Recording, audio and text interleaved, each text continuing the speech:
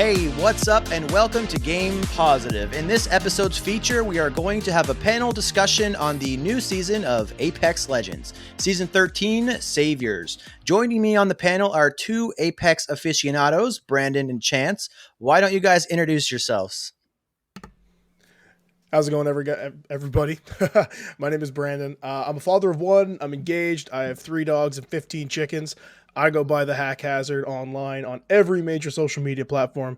I mainly stream Apex content on Twitch and post ridiculous Apex videos on TikTok. I think I spend more time talking about games than I do actually playing them, so I guess that's why I'm here. So thanks for having me. No problem. What about you, Chance? What's going on, everybody? I'm Chance, also known as HaLfking, also known as Quai Zero. I have no chickens, no children, and not engaged, so I'm already losing. But I like to think I'm funny, so I'm gonna go with that. You got yourself a beautiful lady. You're good. I do have a beautiful lady. I'll give you that one. No chickens, though, which is pathetic. Anyways, now that we got that out of the way, let's start the show. Before we jump into the new season discussion, though, I just wanted to talk quickly about Apex Legends in general. For those listening who have not played it before, or perhaps played it when it originally released and then moved on, I feel like it's just, I have to justify why I'm dedicating an entire podcast episode specifically to go over a new season in a battle royale game. Well, it's because Apex Legends has a seat at the table with the PvP greats, the Halos, the Gears of Wars, and over the past few years, it's actually been sitting at the head of that table.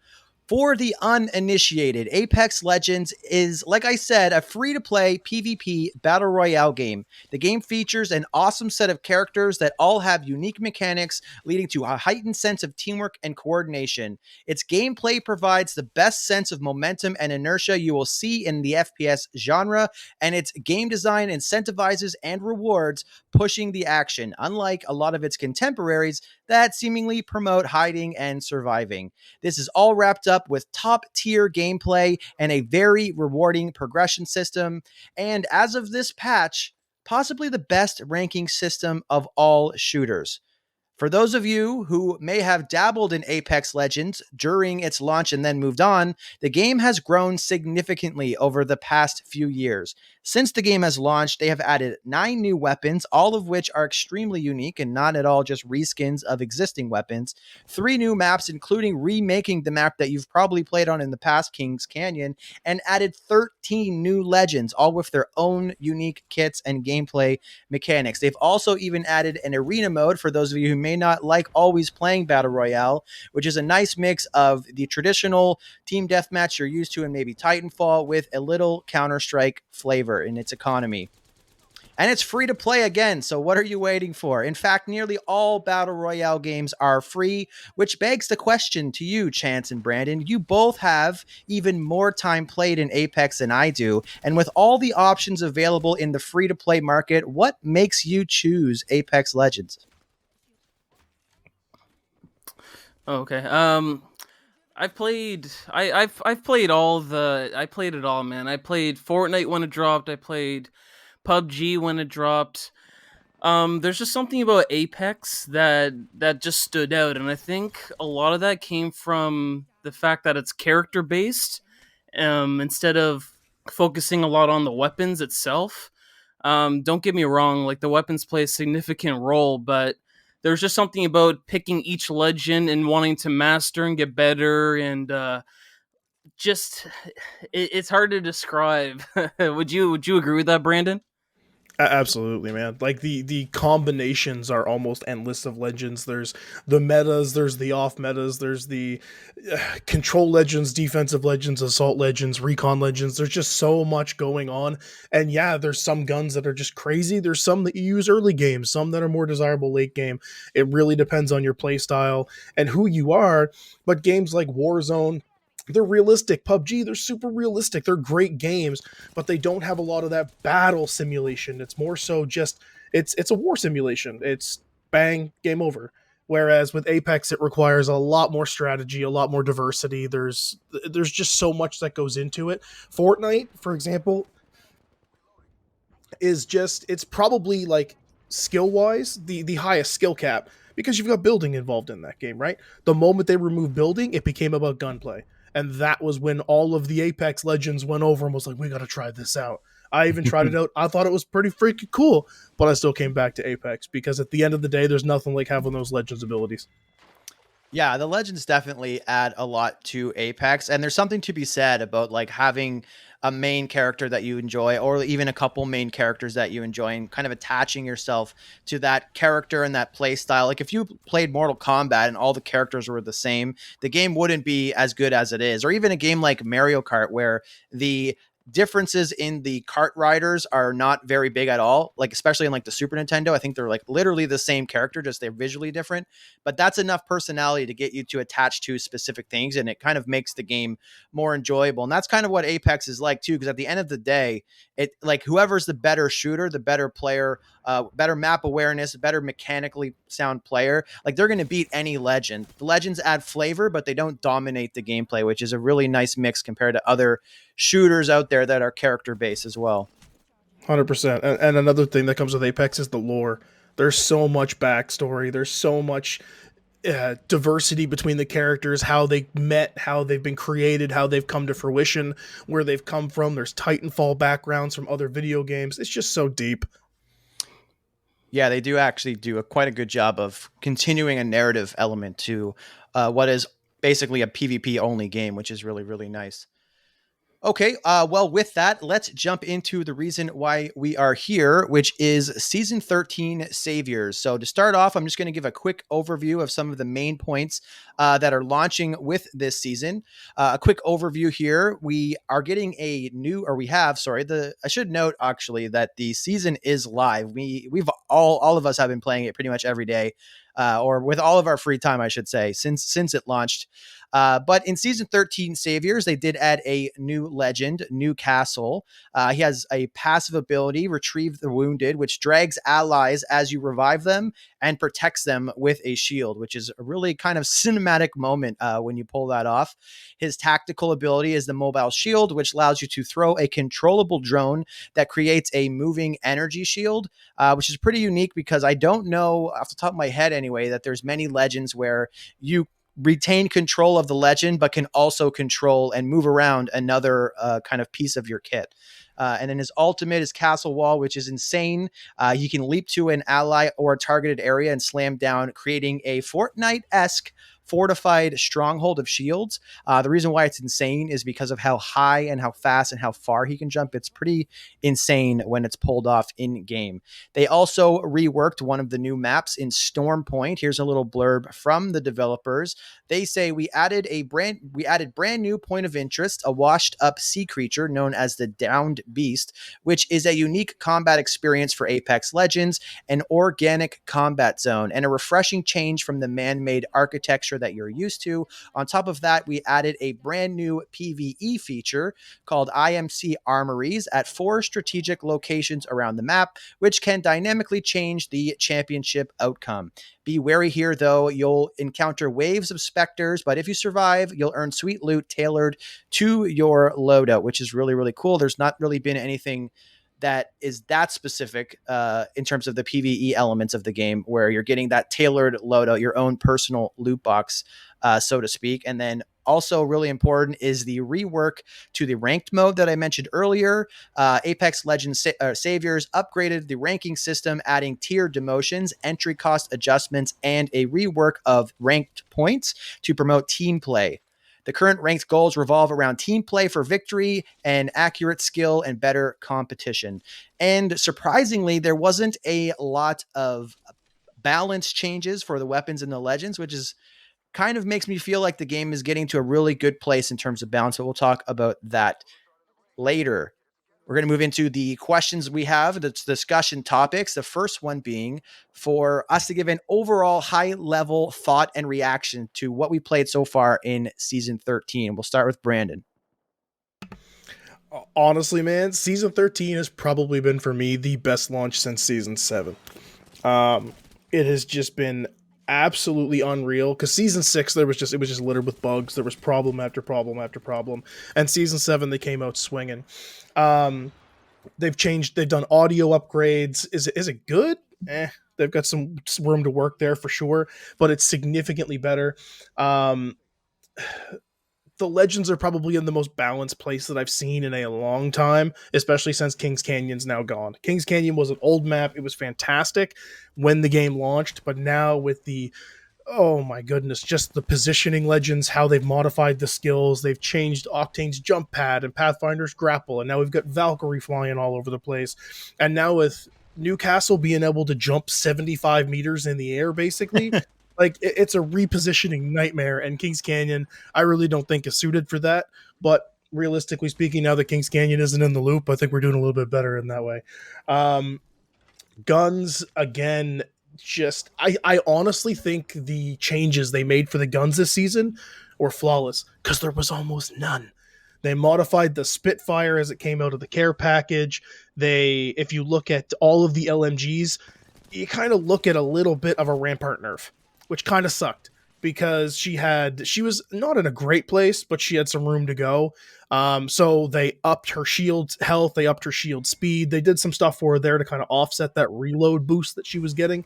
But they did balance the LMG class entirely top to bottom. So I mean, like, there's really not a lot you can complain about in terms of what we're actually got for games. And the way they're rotating the guns in and out of the replicators now, R301 and the Rampage going in, so we don't have to see that gun on the floor, is fantastic. So we know who we're fighting against when we hear that do coming in. It's a big difference. And the Mastiff in the care pack just feels like, oh my goodness, way, way, way back when you pulled that thing and you saw someone go with a Mastiff and you were terrified. You have that feeling now. Yeah, I feel. Am I misremembering, or wasn't the Mastiff in the care pack like on day one? Yeah, right in the beginning, it was terrifying. Yeah, you saw someone go and you heard that blast.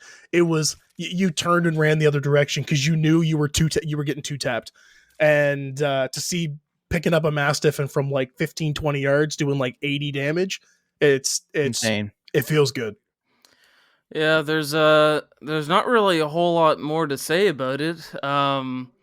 Like, they did everything right. I mean, we'll get more into more specific stuff, but pretty much Battle Pass is great, Legend was great, Map's great, and they catered to the fans. They gave the fans what we've been asking for, and I mean, that's that's what kind of makes season 13, so great. And like Brandon said, compared to season 7 or season 4, my personal favorite, it's up there with them. And we're just starting in the season. It just started. Yeah. It seems like, at least from my perspective, and you guys are maybe more tapped into like the Apex community online and stuff like that, because I mostly just play. I'm not like dug into the TikToks and Twitter and stuff like that. But it seems like, from my outside perspective, that the general consensus with the fans is kind of united in just thinking that this is a very good season, if not one of the best seasons of all time. And usually I'm used to seeing more of I don't think I've really ever seen people be like completely upset like they are, and sometimes with other games that we won't mention here, but there's usually a little bit of a split in terms of what people are feeling about the expansion. But this one seems like it's pretty much been universally praised. Aside from the rank changes, Chance? Yep, no, absolutely. Like, you don't see the community, the whole community agree on one thing too often, so it's nice to see for once. Yeah, and it's been nice, but the rank changes for me it's been funny to watch.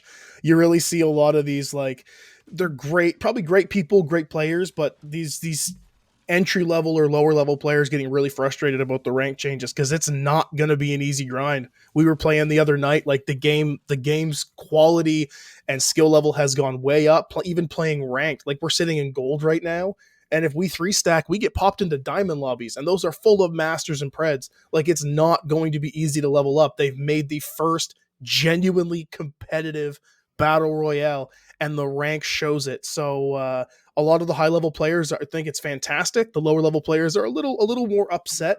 But like, I'm a hard stuck diamond 4. I'm cool with that.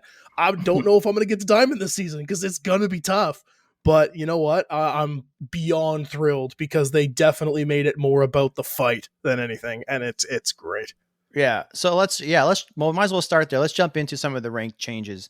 First of all, like, something that I've noticed just with games in general, especially with players that are new to games and kind of like maybe they're playing solo or they're just kind of learning the game and stuff like that. Ranked is a very good way to kind of play with people that are typically kind of around at your skill level. A lot of times people are kind of cautious of jumping into ranked because ranked is supposed to be the most competitive mode. So they opt to play like quick plays or just like the general game where you might get paired with players that are around your skill level, or you might get paired with players that are below it or well above it. So it's a little bit more up and down. So I usually encourage people to play ranked mode to get that kind of even as you can get game experience. But what happens in Apex sometimes, or at least with how the RP or rank points used to work.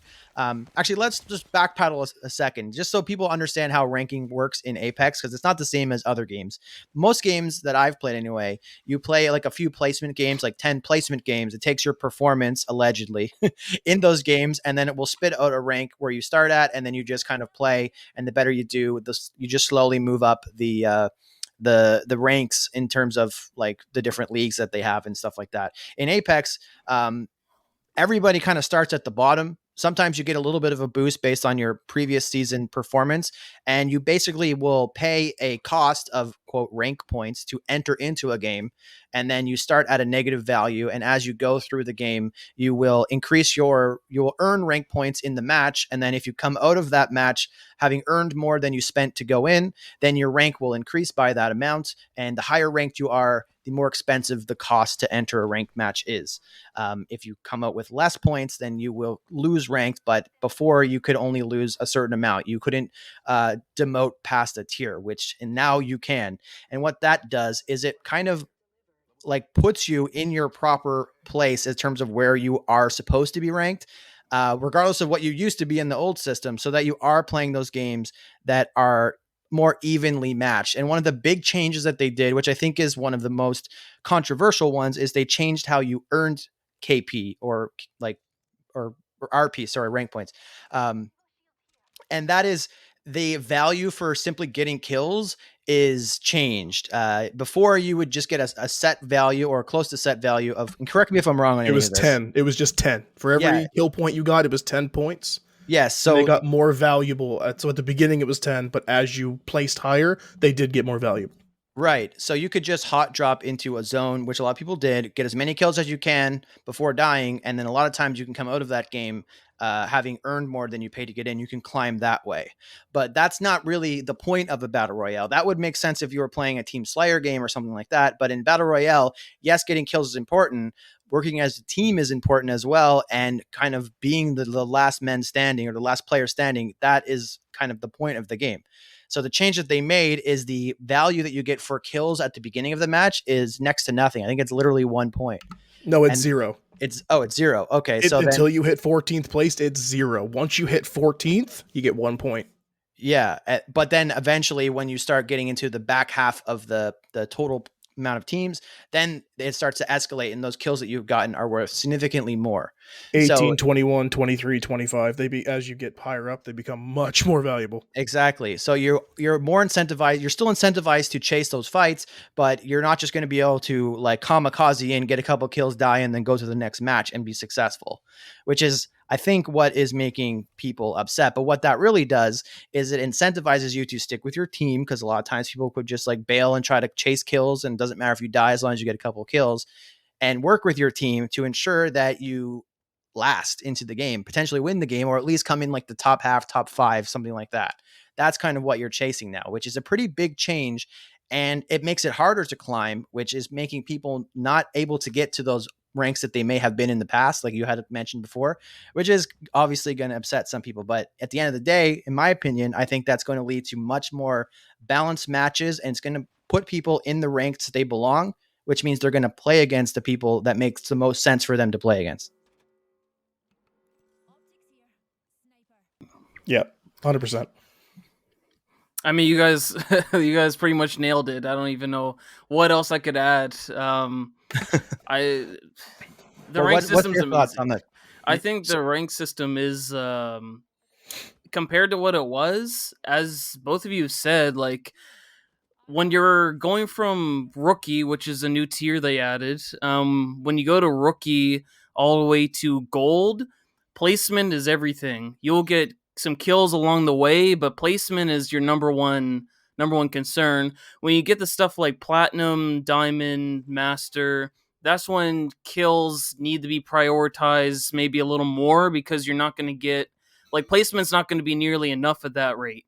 So I think that kind of system works out a lot better, because obviously the higher you tier up, the more skilled you get, the better you are at pushing, the better you are at killing. So you're more rewarded, and it did kind of work that way before, but now way more than ever does placement mean a lot and kills mean a lot. And I just think it works out so well the way that they've reworked the whole system.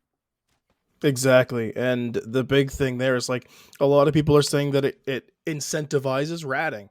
And it can't. It doesn't. Because if you get to third place with no KP and you're in diamond, you actually lose RP.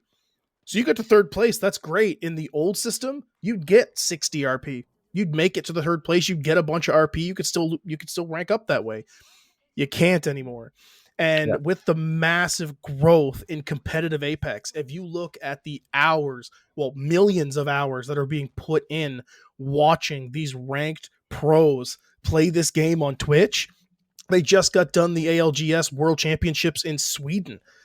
It was one of the most watched events ever. It was huge, and it's becoming a bigger thing. So the rank system is going to be a almost like a mirror version of that, where they're going to want to see the highest level people, the highest level competition at the highest ranks, because that's where the next generation of pros are going to come from. We're going to see these teams recruiting. We're going to see all of this stuff happen like they did with NBA 2K. We're going to see these massive, massive growths in Apex competition, and it's going to come from the rank system that they just made 100%.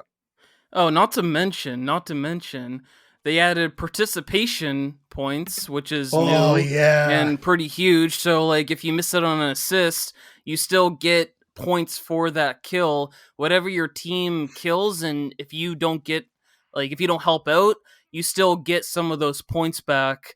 So it incentivizes teamwork like that way as well. And then there's also there's no cap on the amount of rank points you get now. So usually before there was a limit to the amount you could possibly get, and now it's not really that way anymore. It's like you can earn as much as you can. It'll be harder, obviously, the more you get, but there's no caps on what you can earn. So you see players getting, 200 to 300 rank points now, and you can. The better you play, the more you're rewarded, even now more than ever, which I think is really huge for a lot of the players, including pro players and like um, Apex tier players. Absolutely. And also, the one last point, the RP gap. They added 200 RP to every single tier. So just to get out of bronze, you have to get 800 more RP. So we're in gold right now, sitting at what was last season? Diamond. I think we got the diamond in like a week last season, and then obviously you struggle at like diamond 3. But like, man, I'm having a blast going through silver to gold. Like, it's just such a big difference. It's so good. Like, we're getting this just unreal level of deep gameplay, and the fights, people are playing smarter. Like, you get the odd person that's running around kamikaze, and those are fun to end. But it's been a really good immersive change to ranked, and if you really take the time to enjoy it, oh, it's so good. Yeah, and that kind of even competition exists at all tiers, and that's helped by having that no cap on the RP, because people that don't belong in rookie or bronze or silver, they might belong in like platinum or diamond or something like that. They're going to get out of those leagues faster, and it's just such an ingenious system. And I just want to also mention, just for people that aren't familiar with some of these terms, what they mean by ratting is basically hiding until the end of the game and just then dying because you don't have the gear. Because Apex has made changes in the sense that it incentivizes you to chase fights, specifically with your armor.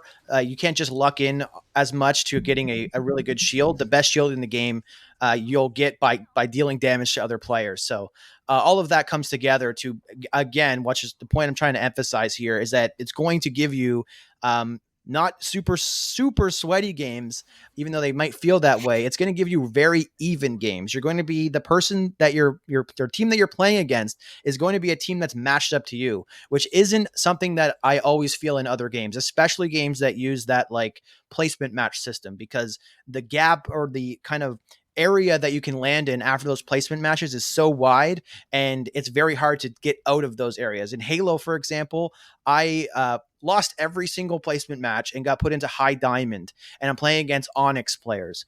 And that just doesn't happen in Apex. You're not going to go into these matches where you're constantly either dominating or constantly getting dominated. You're going to have a good, fun experience, an even experience every time. And all these changes to the ranked mode it makes the game so much more fun to play. And like Brandon alluded to, it encourages people to play as a team, and it encourages good habits for success, which then translates into better players, which then could translate all the way up into the esports scene.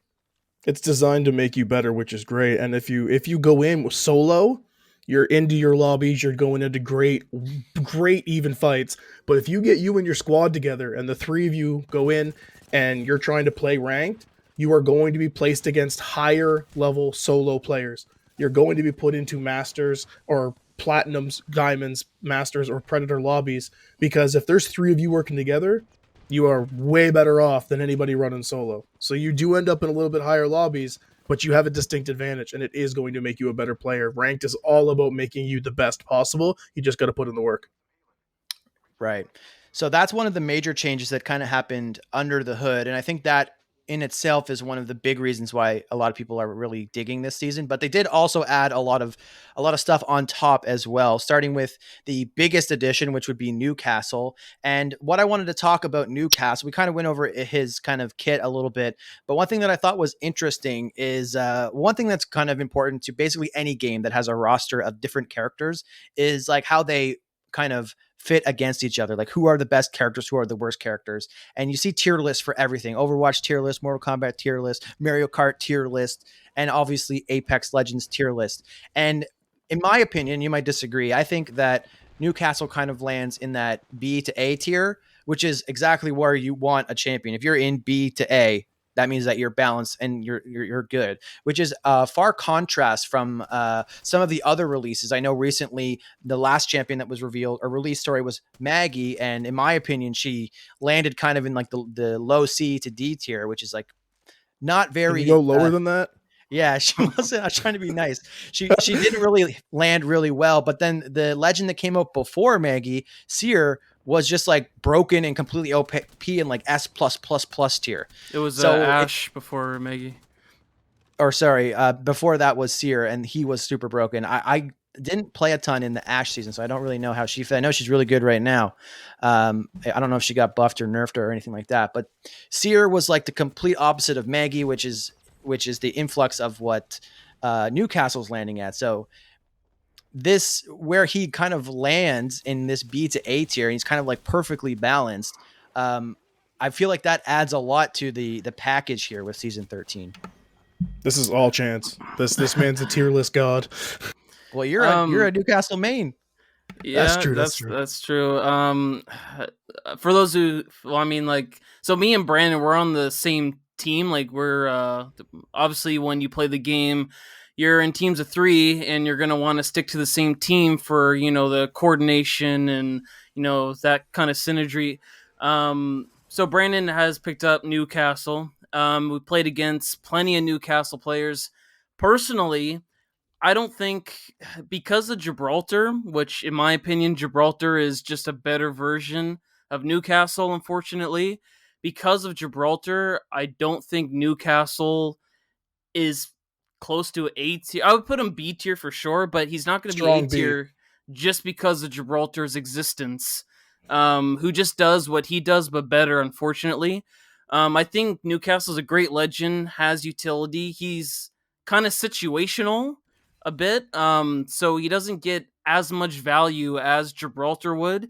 And I also, this is my opinion, but I do feel that Watson and Caustic are also, they do what they're supposed to do a bit better. That doesn't take away from Newcastle, because they are different kind of defensive legends. but because Gibraltar and Newcastle, they have a similar play style, Gibraltar is just broken, the top legend, and is insane and needs to get nerfed, and he doesn't. So Hands down. And Gibraltar's got that offensive tactics, right? Like oh my goodness, Newcastle is just defense, defense, defense. You get the odd offensive push. He's got some, like, he can change the tide of a battle. But Gibby is the tide of a battle. Like he just is, right? Like his dome shield has no health. Every other shield has health. His ultimate can just literally just rain down hell on everything around them. He's got speed boosted reses. I think Newcastle did what he was supposed to do, and that was outshine Lifeline, but he's not going anywhere near that at S tier or A tier. I'd give him a strong B. I'd put him right there in the middle. But yeah, that's pretty much the long and short of that one. Yeah, no, I agree for sure. And like, or Eric, what do you think? I know you've played against him enough. Yeah, I mean, I didn't play him as much as you guys have. I definitely played against him a lot because he's like the new hotness.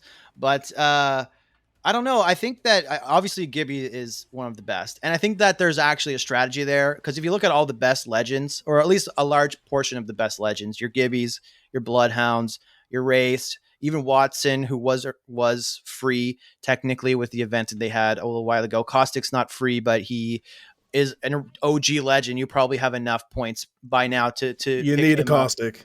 You gotta have Caustic. A lot of the higher tier, most picked champions are free.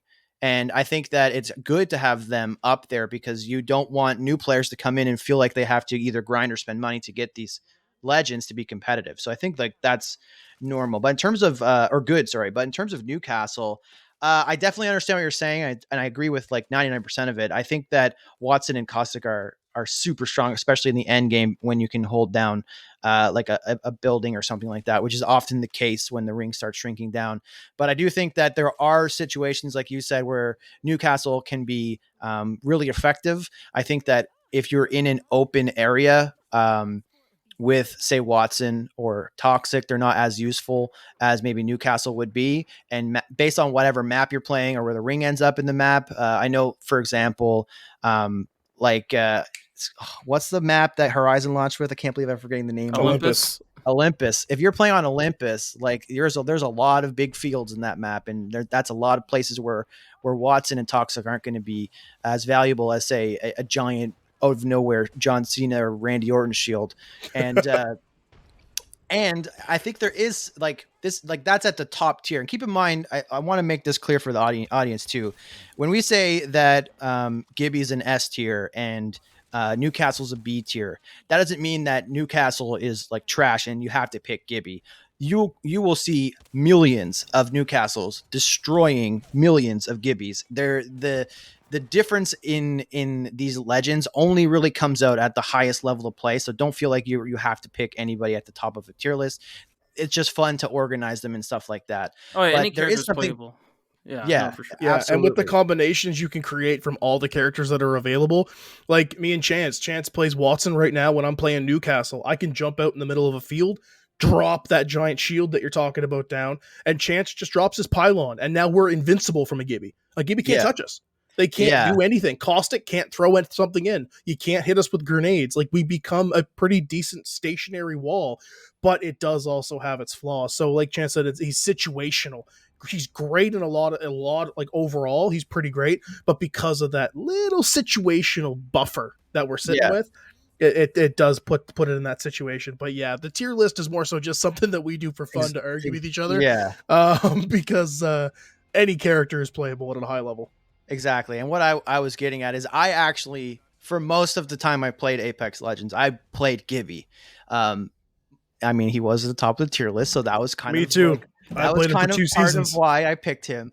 But like, there's something to be said. So like, when you play Gibby, chucking down your ult isn't like super fun. You basically throw a grenade and then a lot of stuff happens that you have not a lot of control over after you throw the grenade. And your bubble is amazing. It's the strongest ability that Apex has ever had. And it's a tactical, so you can use it a lot.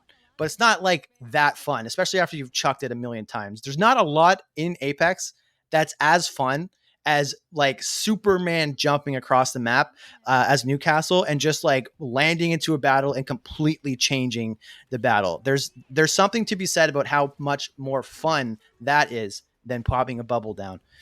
I would say that Newcastle is super fun to play as. I didn't Absolutely. play him as much as Brandon has, but I I am not disagreeing that he's more fun to play than Gibraltar. And honestly, I've tried Gibraltar. I can't get into it, man. Like I don't have that much fun playing Yeah, Gibraltar. He's very milk just toast. yeah, exactly. He's just very It's like a I necessary. don't play giant him anymore. I It's like play a giant Horizon now. fridge waddling across the map. Like he's huge and it's clunky to play with.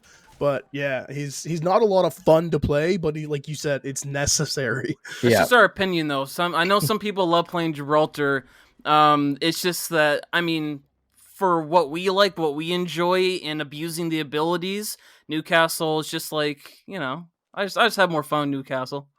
That's just Well, me. yeah, that's it. And I tend to lag behind a little bit from time to time. I don't know why. It happens because these guys use a mobility legend. So I'm like, hey, I got a little bit of a mobility legend here, so they could be 70 yards ahead of me in a fight, and all of a sudden I'm coming down just dropping, on the literal iron fence on them. yeah. And Which there's is so much times where fun. it just lands wrong and it does not go where you want it to. Yeah. And there's other times where it's like if you were not there at that moment, it's game over. So it's really fun to play. Absolutely. Like I've got 2,000 kills on Gibby. I played Gibby for 2 seasons. I loved Gibby. He was a lot of fun to play at the time. But no, I'm choosing the superhero over Gibby any day. Yeah. And that kind of brings me to the question or that I wanted to ask you guys is when you have heroes that are at like the top tier, which like we say is not important, but there's like a mental aspect of it where if you look at a tier list, which many people do, they like a lot of people do for a lot of different things, you're going to see these legends at the top and want to play them when you want to be super competitive. So it's important that a lot of those are the free to play or the older legends that you probably have access to. But you also don't want to launch. Yeah. So what I'm saying is you don't want to launch a legend like Seer, who's instantly the best in the game by like a huge margin because he's completely broken, and then make players feel like they have to buy him to be competitive, and then inevitably end up nerfing him into the ground, which makes you feel bad because you just spent either your in-game points that you've earned on him or paid real money for him. But then on the flip side, you have heroes like Maggie who come in and are milk toast or lukewarm, and they're not super fun or super effective, and you don't really feel incentivized to play them. I think launching heroes like Newcastle at that B tier, that or low A tier, wherever you think he lands, where they're really fun to play. Not the best thing. You don't feel like you have to get it, but it's super fun and you want to play him. And the likelihood of him getting super nerfed is very low because he's exactly where they want everyone to be. And I think that strategy of making sure that they're balanced that way and landing in that position on these tier lists is super good. And I'm just wondering what you guys think about that. I mean, I think you're absolutely right. Um, I mean, like anyone can have fun with any legend. Sure, Maggie. I don't really understand Maggie's purpose.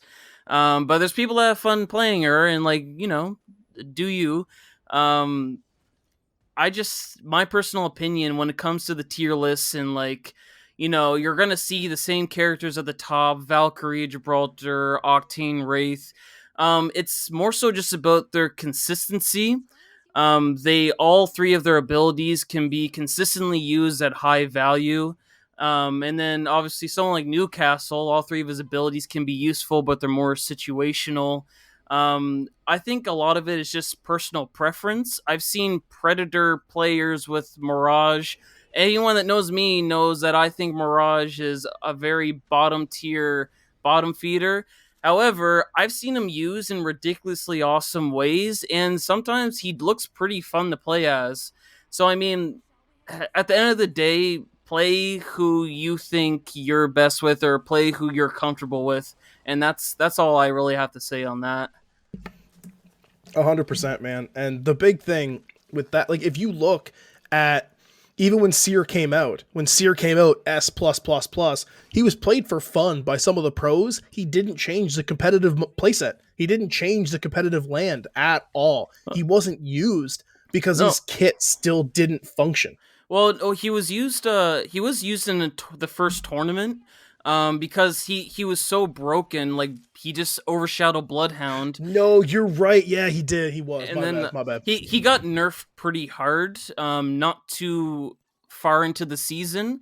So as soon as he got nerfed and they took away quite a few of his perks, Bloodhound is just the more consistent, recon character to play with. So then Bloodhound overshadows Seer. But if Bloodhound wasn't in the game, Seer would probably be S tier right now, honestly.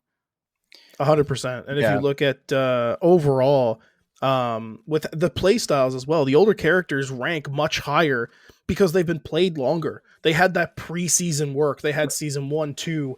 They didn't really, like, the first couple seasons, they launched primary characters. Like, they were the primary. They had the most work, the most combinations, the most time put in.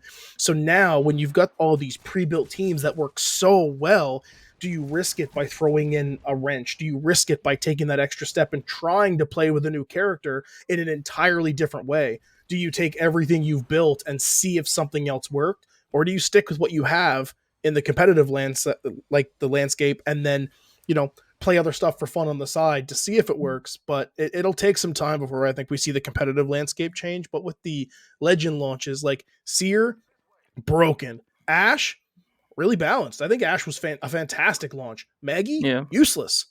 Newcastle, honestly, balanced. Solid. So they're kind of up and down season to season as to when they actually launch stuff. But I think they're getting better at that initial kind of when they're throwing a legend into the mix.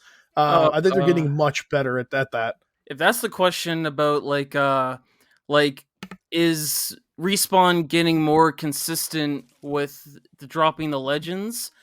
I don't know if they're ever going to be consistent, to be honest. If you go through the legend list, like if I actually have it up right now, like Octane was underwhelming, Watson balance, and then we have 4 seasons: Crypto, Revenant, Loba, Rampart, all super underwhelming, and then Horizon was broken. They had to nerf her quite a bit because she was broken when she dropped.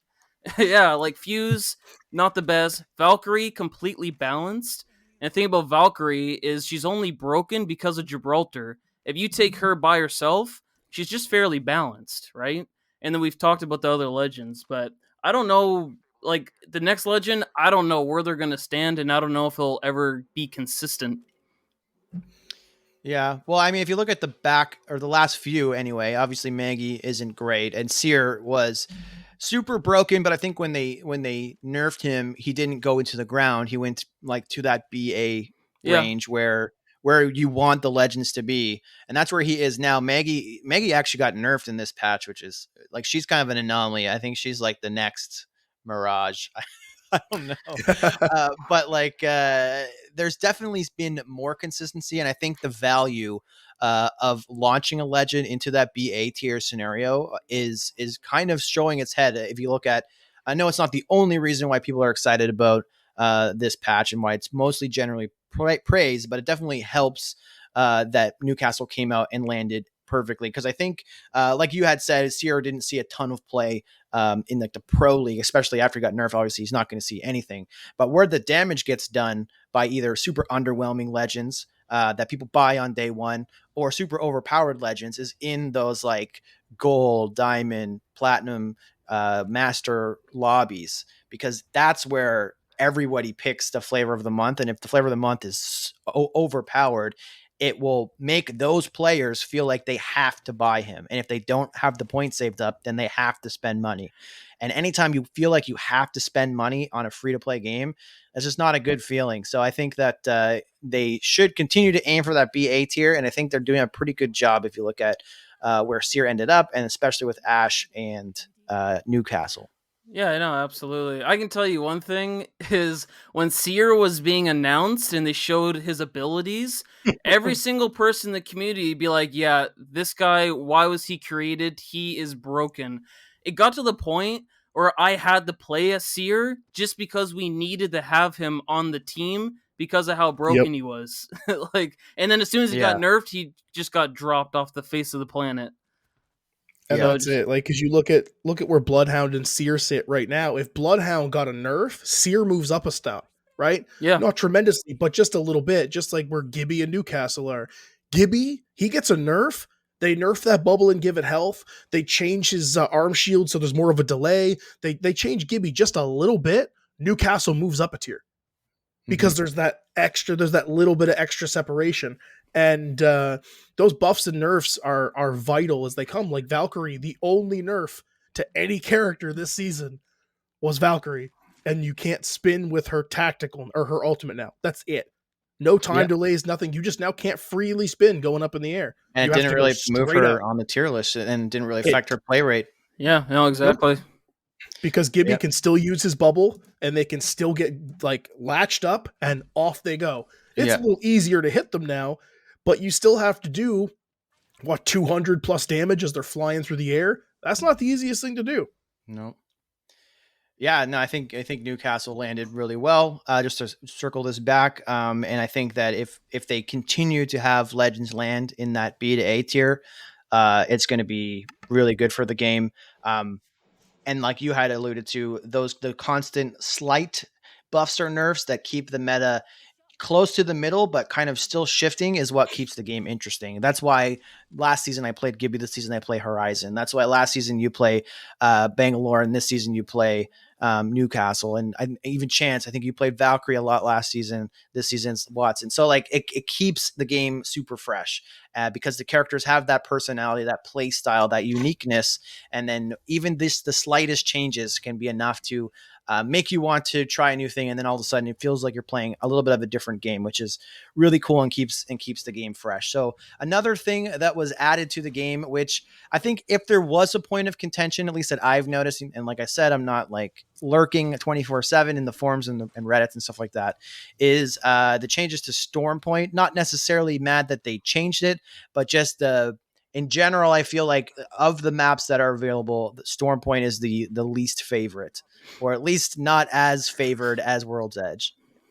So wondering what you guys think of the changes and just Storm Point in general. Because I don't think I mentioned this earlier, but if you are playing ranked, which again is what I recommend you do, how ranked works is they do it in, I think, 2 splits for a season. So that's like 1.5 months where you're just playing one map. The map rotates in the other modes, the non-ranked modes, but in ranked, you're playing Storm Point until the next split where it will switch to something else.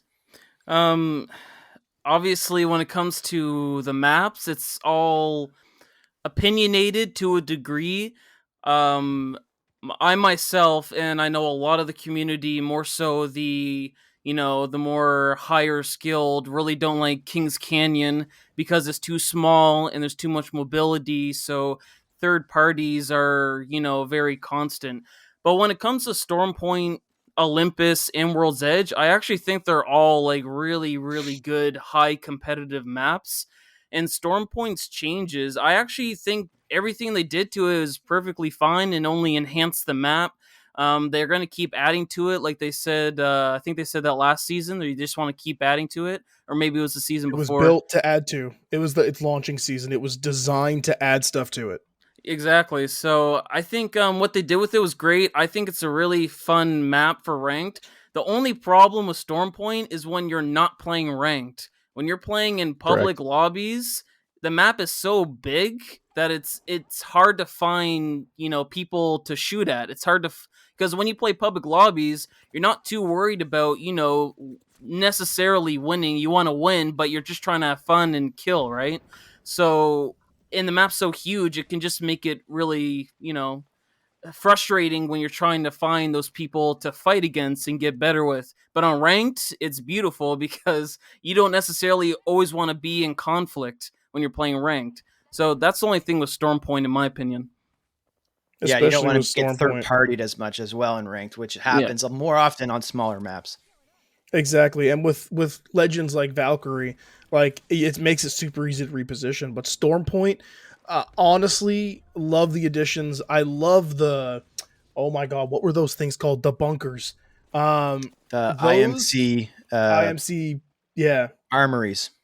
Okay, yeah, the armories. Honestly, just like a couple times the other night I used them. Unreal. Like the coolest thing. The problem is you risk getting grenades thrown at you, getting grappled, and getting instantly hit the moment you come out of them because you fight for a while. Yeah. and you are loud in there. But man, it's smart loot, so all of your loot gets buffed, and it's just for you. So all your teammates get smart loot, and it's the coolest thing. I actually love playing that.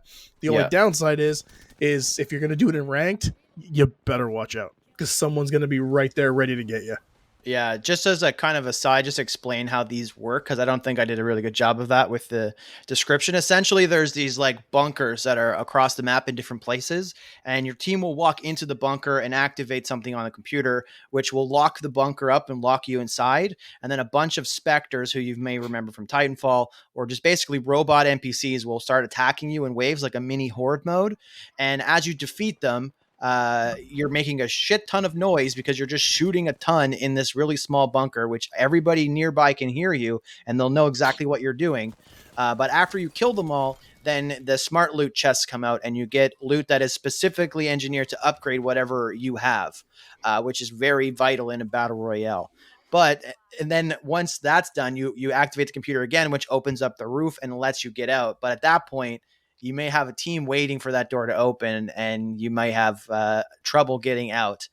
So it's kind of a risk reward, and it's kind of a really fun little aspect of that new map. And I also want to state for the record that when I say that this map's not World's Edge, I'm saying like World's Edge is like a 10 and this is like a 9.5. Like all the maps in Apex are fantastic. World's Edge will always be the pinnacle. It's that second map launch it will be the pinnacle for a while. The fact that competitive went to Stormpoint for 50% of its matches was just unreal to me. It just goes to show how Respawn is looking to move with their competitive mapping and how they actually plan on moving the game. Because people were concerned when Stormpoint launched, like, oh great, what are you gonna do? Destroy another map? And they're like, no, we're gonna build this one. We're gonna add a bunch of stuff to this one. They added a whole bunch of extra space. So I truly have grown to love Stormpoint. Olympus is a whole lot of fun, but my big thing is ranked on Stormpoint is probably the most fun in any map that I've had. Cool. Yeah, I also want to take a quick second here. I know that you guys don't play Arena that much, and I honestly don't play Arena as much as I thought. I loved it. You do play a lot? I play a fair bit. It's a lot of fun. Okay, it's great for gun skill. Good, yeah. Because I played it a little bit today just to see if it's still like thriving in terms of its population.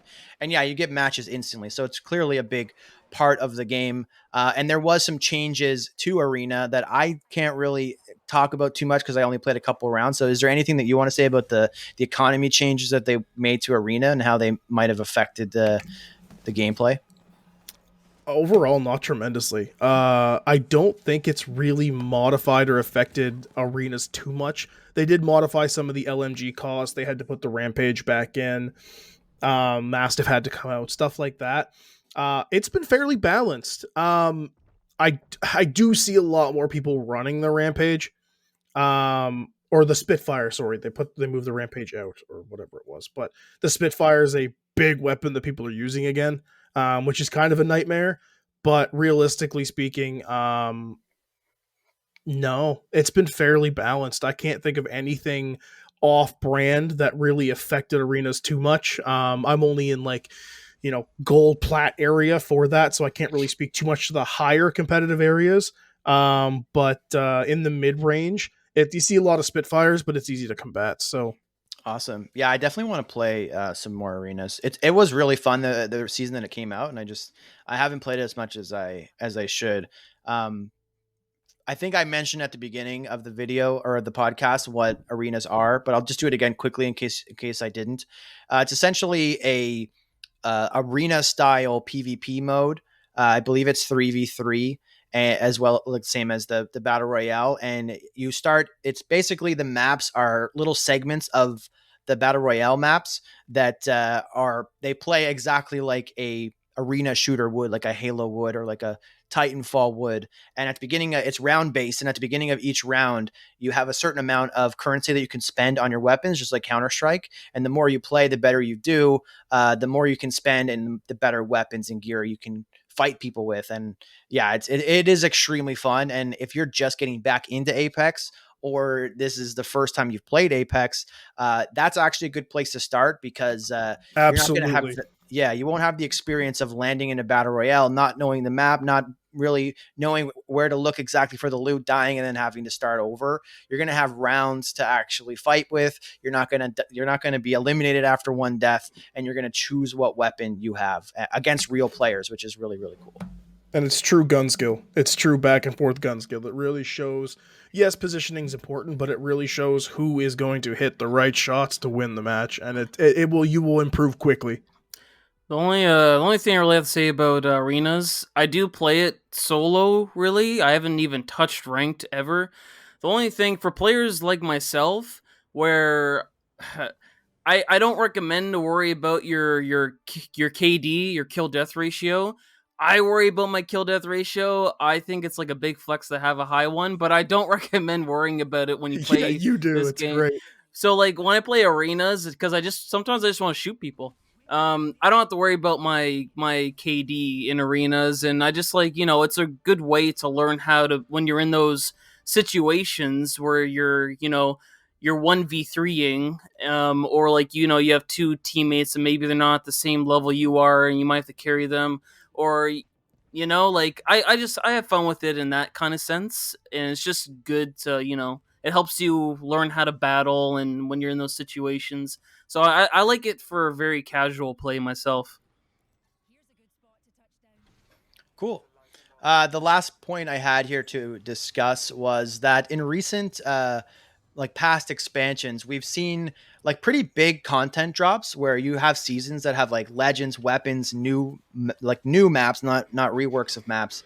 And then sometimes entirely new modes like arena or control was a limited time mode from last season, I believe, with season 13 only containing like one legend and a map rework, no weapons, and very little balance changes. It seems kind of light in comparison, at least at this early stage. But yet again, it has this universal praise. And I personally, like, I haven't played every single season. My apologies, but this is definitely one of the best seasons that I have played, despite not having the most content. And then if you look at other games in the space, you have people that are just thirsting for content, and they're complaining that there's not enough content. Whereas it's kind of the flip side here, where we did get some content, but it's not as much as we used to get, and yet it's still one of the best seasons ever. I'm wondering why you think that is, or if you agree with that statement in general. I think it's a very interesting topic. I've thought about that question before, like why is the season so much better than a lot of the past seasons? And it's kind of a loaded question, because we didn't get a whole lot of content, but that's not really necessary when it comes to Apex, because it's filled with content. The content you want to play, we already have. The reasons why I think it's more successful, the biggest reason anyway, is the pro players' opinions. Pro players and high tier players, they have a lot of influence on the community and Respawn in general, and the season gave them pretty much everything they wanted. We got a Kraber nerf, which was actually pretty huge. Pro players were asking for Kraber nerf because, I mean, I'm not that great with the weapon, but I know Apex Predators can just pop 3 heads and get a triple kill easily. Like NRG Rogue, for example. Rogue is just an unbelievable beast, and even Lulu. They're Yeah. crazy with it. Yeah, exactly. Lula's insane. And then on top of that, King's Canyon's out, which a lot of the pro players are happy with. World's Edge is back, and World's Edge is back in ranked. World's Edge rank is, in my opinion, I know a lot of opinions, the pinnacle of Apex. So the fact that Yep. that's back is another thing. Obviously, the rank system rework is a big deal. And then there's a few other stuff like the Battle Pass. The Battle Pass is excellent. Probably one of the best Battle Passes I've ever seen in terms of content. Absolutely. It Absolutely. was fantastic. And it's Amazing. the same Battle Pass. price as every other one too. It's not like it costs more and you get more. It's you spend the same and get way better skins and way better stuff. Yeah, absolutely. And then obviously, And it pays for itself, which Yeah. is ridiculous. Oh, yeah, absolutely. you get those Apex coins back, and then you can put them towards the next Battle Pass. The next Battle Pass. And then there's also like Newcastle, who's a great legend, very fun and fairly balanced. So that's another thing. When you, like last season, Maggie, obviously when there's a new legend you get hyped for, there's a lot of momentum that goes with the launch of the season. And when you have a character like Maggie or whoever that might not reach the expectations you want, it can be a little disappointing. And then the only other thing I'll say is obviously the audio is a lot better, which is a big deal. And then there isn't a whole lot of connection issues. Like season 6 is the worst Right. season Oh my, because let's not even talk about it. half the season you couldn't play. Right? There isn't this season We lost didn't pretty play. falsely. I We didn't play much the of- whole season. I played yeah. like 21 games that season. I go back and look at that. I played like 21 games and that was it. Like it was bad. I normally play like 400 games. Yeah, exactly. So then when you have all these, influential players and, Apex Legends, like Imperial Hal is a good example because he gave the season a thumbs up, which he doesn't typically do too often. And then everyone following under him, or like No Coco, Lulu, if they're all saying, yeah, the season's amazing, everyone that follows them is going to be like, yeah, okay, the season's amazing. Not saying they're a bunch of sheep, but like they can understand where they're coming from, so they apply it to themselves. So now everyone has this consensus that the season's amazing, which it is. So I think a lot of all that plays towards why the season is probably top 3 best in Apex so far. I can't even disagree remotely. And like you said, it's like we don't need a bunch of content at this point. Like, yeah, bring back an LTM once in a while. People loved Control. Control was great. So they're reworking Control. Like Josh Medina, one of the devs, he's already said they pulled it out so that they could work on it to bring it back. They're not looking to make this a one-time thing. Control's probably coming back in a probably permanent mode. There's a lot of things they're trying. They're bringing it out constantly. Like we haven't seen, a lot of the old school LTMs in a very long time, but there was that one season, what was it? Season 7 or 8 when they had like 5 LTMs 1 week after another for the whole season. Like it was just, they had a whole bunch of them and they were out there to test and design things and move. Like if you look at Mirage was designed after another character. His ultimate was reworked because of a dummy LTM that they put out, right? So when LTM is limited time mode for the audience. My apologies, yes. But when we look at all the content we've had, we've got 4 maps now. We don't need a new map coming out. We don't need a massive rework of a map. Bring back an old one. I mean, keep Kings Canyon vaulted forever. Just get rid of that thing. But no, I love Kings Canyon. It's a great map for particular reasons. It's just not great for ranked. That's the only mode it's not great for. Pubs is fantastic in Kings Canyon, but ranked not so much. But like Chance said, to bring back the pinnacle of ranked gameplay in World's Edge is absolutely unbelievable to me. Like I love World's Edge. It's by far my favorite map. Do I think there's some things they could have done with this patch? Yes. But will I think it'll happen, or do I think it'll happen the next season's patch? Absolutely. I really hope we see a Gibby nerf and a Lifeline rework. Those are the only 2 things left. Like, that's it. Really, like, I'd like to see Mirage be a bit more competitive. I'd like to see Fuse maybe be a bit more competitive. Maggie needs to be way more competitive. But, like, we need to see a Lifeline rework. At this point, there's nothing they can do to Lifeline to bring her. Like Loba is better at getting loot. Newcastle is better at rezzing. Like, what does Lifeline have at this point? Nothing. She's basically just a side pick. She's got her point. She's got her place. But I just think that it needs some work. So there's stuff that they can do. Yes, She's probably pretty strong in arenas. Arenas, she's really good. I don't know if she does have, because it's that quick res, that quick res. But in the BR, if you get it down and you have a Lifeline, there's still a strong chance that squad's not going to push unless they get that Lifeline down. Yeah, I see what you're saying. The way I like to look at each legend is like when you're going against them, how annoying are they? How much do you have to play around that legend? Are they a small irritants or are they a big, annoyance? Like Gibraltar, very annoying to play around. Caustic can be super annoying to play around. And then like characters like Maggie, she throws a freaking soccer ball at your head, and then you're like, okay, let me shoot you in the face. Night, yeah. So like she's like, it's a small inconvenience. So there's a few characters that I just, Lifeline when you're going against a good Lifeline, her res can be super annoying to deal with because she's just like her her movement. She's flinging around like the whole place. She's hard to shoot. She has one of the best. She has one of the best hitboxes in the game, if She not the does. You're best right. hitbox. So like when she's running around, just clicking X on her teammates, or sorry, whatever you're playing the game on. We play Xbox, so I say X. When she's going around just rezzing her teammates, and you're trying to kind of figure out how to get situated, it can be super annoying. So I think Lifeline does have a lot of potential. However, Potential, her yes. she just needs more. I think she just needs a new ultimate ability because her ultimate is pretty much useless by the time you get it because you're already looted, and then like it has no value late game, which is where the battle royale matters the most is the late game. So if they Yeah. just gave her a new ultimate ability, I think, or like super buff the one she has. Even Zero her value in res arena though. too.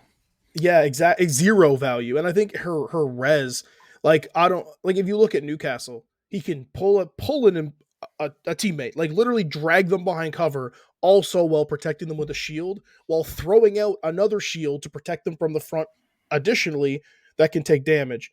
Like it's yes he can't do two at once, but the sheer defensive mechanisms he has to be able to res a teammate is unreal. So I think that when it comes down to it, some of the things that could change when you look at Lifeline or Gibby is any shield in the game needs health. Any dome, any bubble, any protective thing needs some form of health. But I would really love to see Lifeline have her shield back. And even if it limits Mm. her, she can keep two reses, but only put a shield on one of them, whatever. But she needs a shield with some health because I think that would really not only make her annoying, but that would put her back into like high end competitive Apex. Yeah, like make her shield take knockdown percentage like they did with Newcastle, right? Exactly. Like keep what she has, but her knockdown acts as a shield to protect teammates or something. I think there's a lot they could do, so I don't know why they aren't giving Lifeline a little more love. So that is something I would like to see in future seasons. Yeah, And and I'd like she's to see her free too. tactical. Yeah, she's free. And like Watson, if Watson's pylon can heal shields, I think Lifeline should have her drone, her dock should be able to heal everyone around her within a certain radius, right? I think that should be Mhm. a very similar thing that should be able to be done. I mean, I know you can do it closely, but I really feel like that's like Octane heals health, Watson healed shields. Lifeline should be able to do something along those lines for her teammates because she is the combat medic. That's her job. Yeah, and like we talked about earlier, the free champions or legends, you want them to be strong because those you don't want people again to feel like they have to spend money or have to spend currency to get competitive, right? And I know there's a ton of legends that are competitive and are free, but like it just sucks to see one of the originals be kind of at the bottom of the barrel there.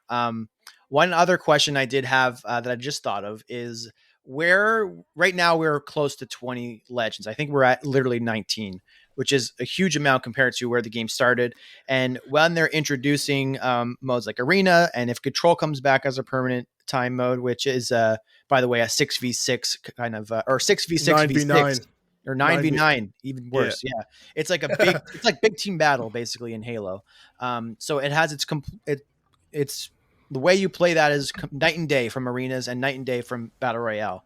So if you have these three completely different ways to play and 20 legends, do you think that we're going to get to a point where they're going to be okay with if someone like Lifeline is really bad in BR, but really good in arenas or really good in control, even though she's not good in any of those, but just hypothetically, where they could balance them based on their effectiveness across all of the modes and not only focus on BR, I think it depends on where the competition lies.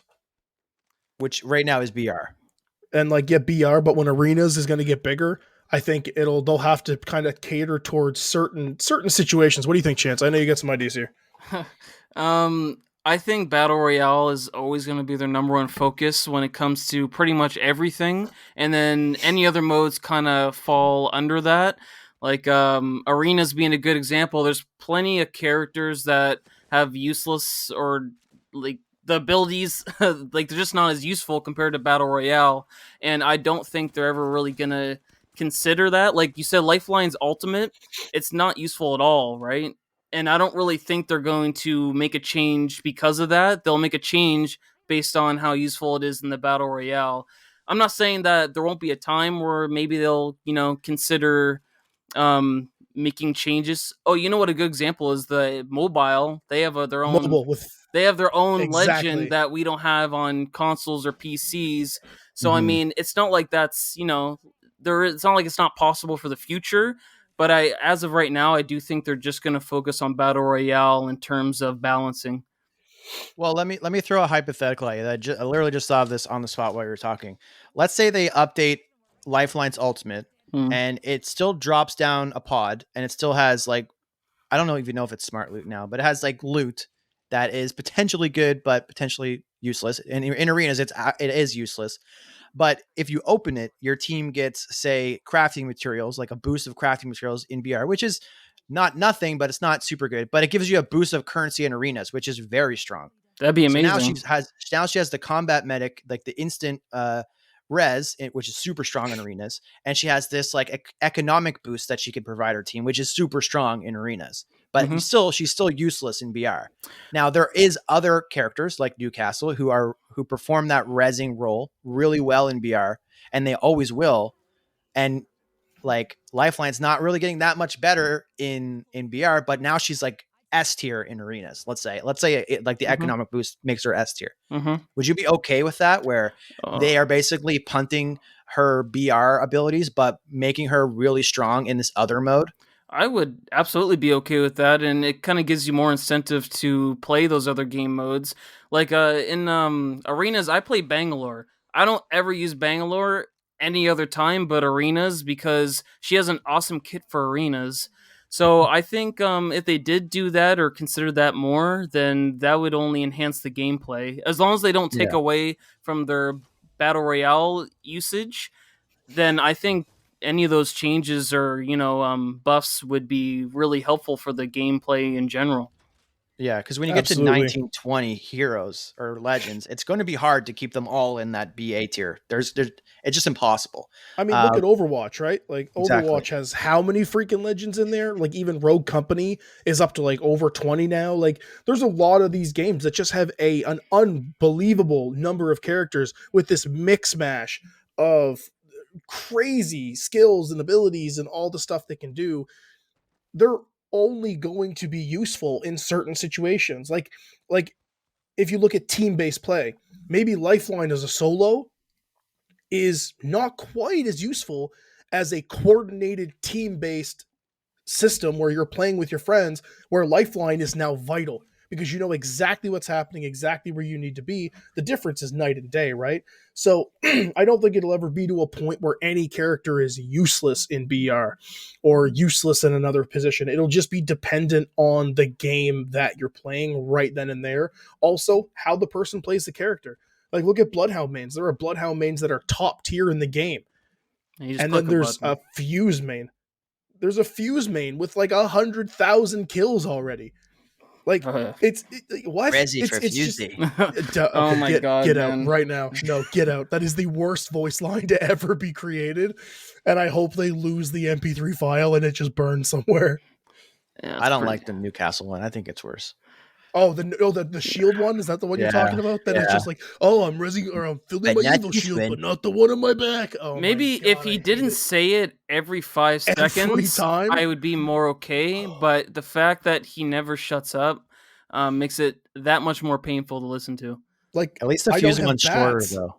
Well, that's it. Because okay, you pinged a thing. Oh, that's a Prezi for Fusey. Whereas this one, you use 4 shield bats on a purple shield, and it's Yeah. like every time. It's like, hey, fill it on my evil shield, not the one on my back. Hey, fill it on my evil shield, not the one on my back. Like, dude, Eh, just give up. I'm Yeah. like, I want to quit the game now. All right. Any final thoughts or anything else you guys want to touch on? Brandon. Not that I can think of offhand. Honestly, I do want to say that season 13 has probably been my favorite launch to date. And I have been playing since season 0. I switched between PlayStation and Xbox, way back. Season 4 and season 7 are definitely 2 of the best launches that have existed. This is probably my favorite just because of the rank changes. Like, I know I'm not a super, super great player. I spent a lot of time learning about the game, learning about the strategies, the teams, the positions. I talk a lot of hypotheticals, but at the end of the day, I love competitive gameplay. And am I super, super, super competitive? Yes. Am I good at being super, super, super competitive? No, I'm not. I'm a great teammate.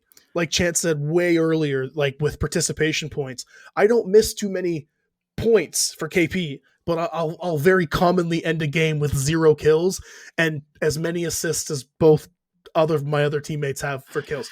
I'm good at not finishing that kill and giving it to somebody else, but the rank changes have been my favorite thing. I'm very excited to see how the season falls out, because if you look at the old rank system, it's a little thing called a bell curve. Everything should fall under a bell curve in terms of skill levels. It wasn't falling that way. It was horrible. But already you're seeing this leveling out of this beautiful little arch of where people are sitting in terms of their competitive rank play. And I think we're going to see a really nice mix and a really nice melding of all of these groups of people that thought they were as good as their rank says, and they're finding out extremely quickly that is not the case. I only really have 2 things to say. The first is, don't listen to Brandon. He's too hard on himself sometimes. You're an excellent player. Get out. Stop that nonsense. The only other thing I have to say, anyone listening, do me a favor. Download the game if you don't have it. Go to the Battle Pass. Go to level 50 in the Battle Pass and look at that Bloodhound skin, and that's a perfect representation. My God. Perfect representation of how good the quality is of this game and season. All I gotta say. Absolutely. I feel bad for those guys that spent $200 on that evolving skin, because I'm sorry, that is the best skin to hit Bloodhound and probably most of the legends since launch. That skin is insane. Yeah, I agree. Well, awesome. That will do it for the panel, and we'll just slip into an outro here. Thank you so much for listening. Hope to see you all in the Apex game soon. Big thanks to Brandon and Chance for lending their expertise to this discussion. All of the information on where you can find them will be in the description box below if you're watching on YouTube, or in the show notes if you are checking this out on a podcast platform. As always, make sure to like, comment, and subscribe if you enjoyed the show, and hit me up with any and all feedback on Twitter or wherever else you can reach me. Thanks again for tuning in. Remember to have fun out there, and I'll talk to you soon.